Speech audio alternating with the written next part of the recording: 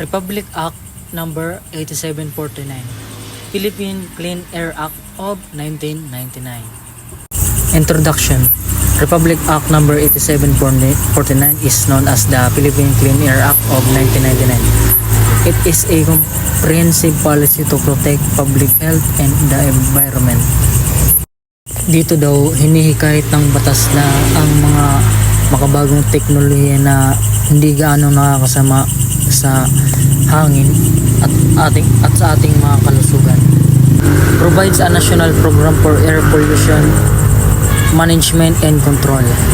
Dito daw ay nangangahulugang protektahan natin ang ating kayamanan ng ating kalikasan. Purpose of RA 8749: protect and advance the right of the people to breathe clean air. Promote a balanced and healthful ecology. Dapat dito ay balanse ang ugnayan ng tao at ang ating kalikasan. Ensure sustainable development while protecting the environment. Dapat daw dito kahit gumawa ng mga building, dapat ay kailangan rin dapat protektahan ang ating kalikasan para hindi naman gaano masira ito. Core principles of the act: balance between economic development and environmental protection. Pollution prevention is prioritized over pollution and control. Dapat daw dito ang mga company na nakakasira ng ating mga pollution ay dapat rin tigilan na or wag nang ituloy pa para hindi na makasira sa ating kalikasan. Polluters must pay principle. Dito daw kung sino ang may pinsalang nakakadulot ng masama sa ating kalikasan ay dapat kailangan magbayad. Encourage public participation in environmental planning and monitoring. Dito daw hinihikayat ang mga tao na hindi na gumawa ng iba pa na nakakasira sa ating kalikasan. Sources of air pollution covered: mobile sources, vehicles such as cars, trucks, buses, and motorcycles.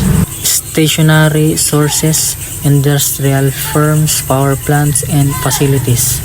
Dapat dito idadaan muna sa emission test or pollution test para hindi makapinsala at mabawasan ang paggamit nito. Area sources: smoking in public places, open burning of garage, and constructional dust. Ang pagsigarilyo daw sa public place ay nakakadulot ito ng air pollution sa ating kalikasan. Open burning of garbage. Dito rin nakaka-apekto rin ito dahil pag sinunog natin ang garbage, nakakasira rin ito sa ating kalikasan, nakakadulot ng pinsala. Air quality standards mandates the establishment of national ambient air quality standards. Continuous monitoring of key pollutants. Dito daw ay tuloy-tuloy ang pagsubaybay at pagsukat sa hangin patungo sa pollutant. Includes particulate matter, sulfur dioxide, and carbon monoxide. Ang particulate matter daw ay ito daw yung maliliit na maliliit na particle na nakakadulot sa hangin at nakakasira ito sa ating baga at ng paghinga. Ang sulfur dioxide naman ay fossil fuels na nakakadulot rin ng pagbara sa ating baga at hininga. Ang carbon monoxide naman, ito daw ay walang kulay at amoy na nakakadulot rin ng pagsabo ay pagkalawson pala at nakakaano ito sa ating hininga. Airshed management.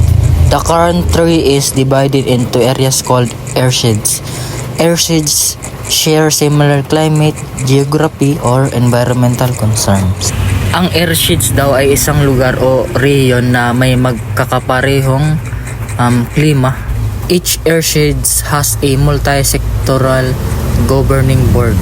Bawat airsheds daw ay may governing board katulad ng LGUs, civil society, and NGOs. Board formulated and implement a common air quality action plan. Ang governing board daw ito ay nagbubuo at nagpapatupad ng plano para mapabuti daw ang daluyan ng hangin. Pollution Prevention and Control. DNR issues permits and sets emission limits for stationary sources. DOTR enforces emission standards for motors vehicles. Ang DOTR daw ay nagpapatupad ng batas ng pag-emission sa mga sakyan natin, vehicles, motors, trucks para daw ang nagbubugang hangin ng kanilang mga sakyan ay dapat i-emission muna para hindi makasira sa ating kalikasan. Mandatory emission testing and inspection program are implemented.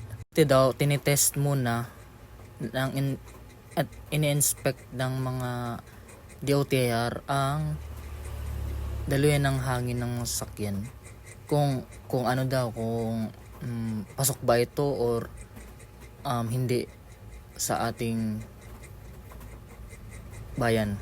Incineration of municipal, biomedical, and hazardous waste is prohibited with limited inspections. Ipinagbabawal daw ng municipal ang pagsunog ng mga waste materials katulad ng mga basura sa mga ospital, kunwari sa mga ospital, dahil nakakasira ito sa ating kalusugan at ating kalikasan. Public participation and accountability. Citizens have the right to access environmental information. Allows citizens to file legal action for damage caused by pollution. Pwede daw magsampa ng kaso ang mamamayan pag nakaka-damage ito sa ating kalikasan, katulad ng pagsusunog ng mga waste materials. Provides mechanism for clean up, rehabilitation, and accountability. Dapat daw dito ma-clean up in rehabilitation and accountability ang isang lugar. Penalties for violations. Violator may face fines and imprisonment. Penalties increase for repeated or gross violations. Fines for stationary sources violation can reach up to 100,000 per day. Importance of the Philippine Clean Air Act. Provides the legal framework for air quality management. Promotes the use of cleaner and environmental friendly technologies. Protects public health and the well-being of present and future generations.